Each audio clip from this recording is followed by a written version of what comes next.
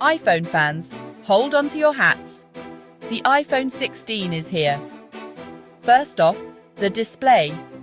The iPhone 16 comes in two sizes, 6.1-inch and 6.7-inch OLED displays, with ProMotion and always-on display.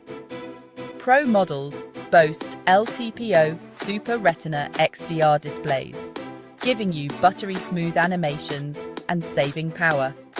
Next, let's talk performance. The A18 Bionic Chip packs a punch with enhanced AI and machine learning. Whether you're gaming or multitasking, this phone's got you covered. Photographers rejoice.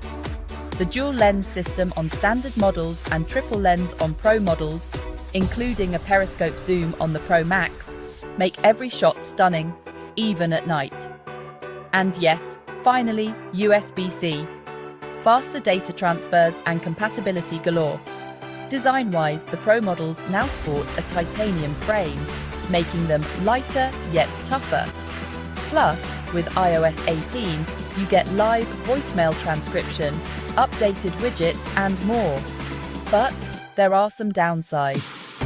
Prices remain high, and while the design is sleeker, it's not groundbreaking. No major battery breakthrough and still no Touch ID.